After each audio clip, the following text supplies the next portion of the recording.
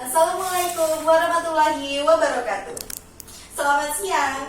Dalam kesempatan kali ini, dalam acara Pajak Go to School, kita memiliki tema Generasi Muda Peduli Pajak. Perkenalkan, nama saya Puji Purwati. Nah, kebetulan saya diberikan kesempatan untuk masuk ke ruang kelas adik-adik dan sharing bersama adik-adik. Sebelum kita mulai, kakak ingin bertanya, apa yang ada di bayangan adik-adik ketika menyebutkan nama Indonesia? Apakah jalan yang rusak, gedung sekolahan yang roboh, anak-anak yang tidak sekolah, dan perkampungan yang sangat kumuh? Atau yang ada di bayangan adik-adik itu anak-anak yang siap berseragam untuk sekolah, gedung sekolahannya bagus, dan juga jalannya itu bagus sampai ke pelosok desa? Kalau yang ada di bayangan kakak, yang kakak lihat sampai sekarang ini, anak-anak yang bersekolah, gedung sekolahannya bagus seperti gedung sekolahan adik-adik, dan jalan yang halus sampai ke pelosok desa. Nah, tentunya dari jalan yang rusak ke jalan yang bagus, dari gedung sekolah yang rusak ke gedung sekolah yang bagus. Nah, ini adalah bentuk negara hadir untuk mensejahterakan rakyat. Namun, dalam melaksanakan tugas tersebut, dalam melaksanakan pembangunan tersebut, tentunya negara membutuhkan anggaran. Kita ibaratkan sebagai sebuah rumah. Atapnya itu adalah pembangunan yang dilakukan oleh negara. Di bawahnya itu ada penerimaan negara sebagai anggaran yang digunakan untuk membiayai. Nah, tiang-tiang penyangganya itu ada pajak, ada pendapatan bukan pajak, dan ada hibah. Lalu di pondasi yang paling bawah itu ada peran serta masyarakat, institusi DJP yang bisa dipercaya, dan kerjasama dari instansi lain. Nah, tadi kan kita bahas tentang pajak sebagai salah satu pilar untuk menyangga pendapatan negara, ya kan? Jadi pajak itu apa? Pajak adalah kontribusi wajib kepada negara yang terutang oleh orang pribadi atau badan yang bersifat memaksa berdasarkan undang-undang dengan tidak mendapatkan timbal balik secara langsung, digunakan untuk pengeluaran negara bagi sebesar-besarnya kemampuan rakyat. Nah, jadi ada 4 poin pajak itu.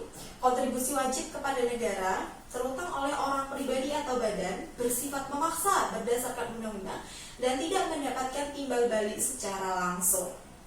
Kontribusi ini diibaratkan sebagai iuran atau sumbangan wajib ke negara terutama oleh orang pribadi. Orang pribadi itu siapa? Saya, adik-adik, bapak, ibu, guru, adik-adik, orang tua adik-adik di rumah mungkin. Kalau yang punya kakak adik-adik itu adalah orang pribadi. Nah, badan itu seperti PT contohnya. Nah, lalu bersifat memaksa berdasarkan undang-undang. Kenapa berdasarkan undang-undang? Karena kita adalah negara hukum. Jadi segala sesuatu yang dilakukan oleh negara harus berdasarkan dengan peraturan. Lalu yang keempat, tidak mendapatkan timbal balik secara langsung. Nah, jadi pajak ini beda ya, Dek, dengan kita bayar parkir. Itu beda. Kalau kita bayar parkir, kita bisa parkir saat itu juga, Dek. Tapi kalau bayar pajak, terus kita pengen jalannya harus bagus sekarang, nah itu nggak bisa. Karena dikumpulkan oleh negara, nantinya juga akan dibagikan oleh negara dengan skala prioritas. Jadi dipilih mana yang harus didahulukan. Nah, selanjutnya kita masuk ke fungsi pajak. Pajak memiliki 4 fungsi, deh. Nah, apa aja? Jadi ada fungsi anggaran yang pertama, yang kedua fungsi mengatur, yang ketiga stabilitas, yang keempat adalah redistribusi pendapatan. Anggaran ini pajak digunakan untuk membiayai seluruh pengeluaran negara. Lalu yang kedua mengatur. Mengatur ini pajak ini bisa mengatur ekonomi suatu negara. Jadi gini deh, misalnya kalau pajak ini kan tarif ya, dia mungkin kita lebih gampangnya itu kakak akan mencontohkannya itu dengan tarif. Misalnya ekspor. Kalau ekspor dikenai PPN 10%, nah nanti pasti kita tuh nggak jadi ekspor, dikenai pajak 10%. Oh, saya nggak jadi ekspor lah, wong bayar pajak. Nah kan, tapi dengan ekspor itu tarifnya 0%. Jadi sama saja seperti kita tidak dikenai ya, Dek, bahasa lebih gampangnya. Nanti pasti kalau adik-adik jadi pengusaha pun, adik-adik itu pasti akan bersemangat. Yaudah, ayo ekspor biar usaha kita semakin maju. Nah, yang ketiga itu ada stabilitas. Nah, stabilitas pajak ini bisa menstabilkan keadaan ekonomi di sebuah negara, misalnya dengan menekan laju inflasi atau peredaran uang yang ada di sebuah negara. Yang keempat adalah redistribusi pendapatan. Nah, ini berarti pajak yang dikumpulkan oleh negara, digunakan oleh negara untuk membuat lapangan kerja yang baru, sehingga yang tadinya belum bekerja ini dia bisa mendapatkan pekerjaan. Nah, selanjutnya manfaat pajak. Siapa yang tahu manfaat pajak? Manfaat pajak yang adik-adik rasakan menurut adik-adik apa? Nah, baik, yang pertama ada subsidi. Subsidi pangan, BBM, listrik, pupuk, dan benih. Yang kedua, ini untuk pembangunan infrastruktur. Tadi deh, jalan, jembatan, rumah sakit, sekolah. Nah, lalu yang ketiga adalah untuk mensejahterakan rakyat melalui pendidikan, melalui kesehatan. Nah, kalau pendidikan ini contohnya adalah pemberian beasiswa. Nanti jika adik-adik kuliah, ini juga ada beasiswa deh. Biasanya beasiswa bidik misi. Nah, itu juga datang dari negara. Yang terakhir ada untuk pertahanan, keamanan, dan juga ketertiban. Nah, sebelumnya ini kakak tuh sebelum dulu tahu, kakak tuh mikir gini, berarti pajak itu dikumpulkan, dibawa ke Jakarta dan dikumpulkan di sana. Berarti gedung pajak yang di Jakarta sana itu uangnya sangat banyak. Nah, dulu kakak berpikir seperti itu. Apakah adik-adik sama? Nah, jadi pajak itu dipungut, itu ada lembaganya sendiri-sendiri. Ada yang di pusat, ada yang di daerah. Nah, pajak pusat itu contohnya apa? Ada pajak penghasilan. Pajak penghasilan ini dikenakan atas penghasilan yang kita terima dalam 1 tahun ya. Nanti kalau adik-adik sudah bekerja juga insya Allah akan dikenai deh. Kalau misalnya memang penghasilannya melebihi batas tertentu gitu ya. Nah, yang kedua ada pajak pertambahan nilai. Ini yang sangat sering kita temui deh. Misal adik-adik ini jajan ke supermarket, beli coklat, beli es krim, nah itu pasti dikenai PPN. Atau misalnya adik-adik beli sampo, adik-adik beli sabun, nah itu nanti akan dikenai PPN juga deh. Nah, lalu selanjutnya ada pajak penjualan atas barang mewah. Dan yang keempat ada pajak bumi dan bangunan untuk sektor pertambangan, perkebunan, dan perhutanan.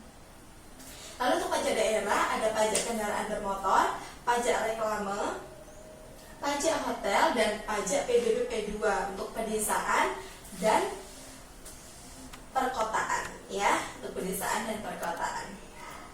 Nah, jadi kan pajak ini dijalankan juga sesuai dengan sistem. Nah, sistemnya apa Kak? Kalau di Indonesia sistemnya adalah self-assessment. Jadi memberikan kepercayaan penuh kepada kita untuk melaksanakan kewajiban perpajakan kita. Nah, kewajibannya apa aja Kak? Cukup ada 4 deh. Daftar, hitung, bayar, dan lapor. Nah, daftar ini kalau misalnya kita ini kan lahir di Indonesia, bertempat tinggal di Indonesia, dan kita bekerja, penghasilannya sudah melebihi PTKP. Nah, nanti maka kita seharusnya secara sukarela mendaftarkan diri ke kantor pajak untuk memperoleh NPWP sehingga kita berstatus sebagai wajib pajak. Nah, yang kedua adalah menghitung pajak yang terutang selama 1 tahun. Yang terutang selama 1 tahun ini dihitung dengan mekanisme perhitungan tertentu yang mungkin akan dijelaskan lain waktu lagi. Nah, bedanya dengan perhitungan apa? Nanti saat ada di bekerja di perusahaan pasti sudah dipotong setiap bulan ya kan Dek.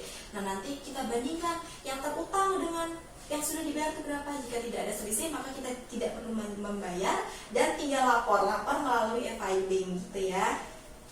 Nah, tadi kan kakak bilang pajak tanggung jawab kita bersama gitu kan. Nah, sebenarnya pajak ini letaknya di mana gitu. Nah, dalam APBN, anggaran pendapatan dan belanja negara, dari pendapatan tahun 2019 ini sebesar 2.165 triliun, pajak ini memperoleh 1.786,4 triliun.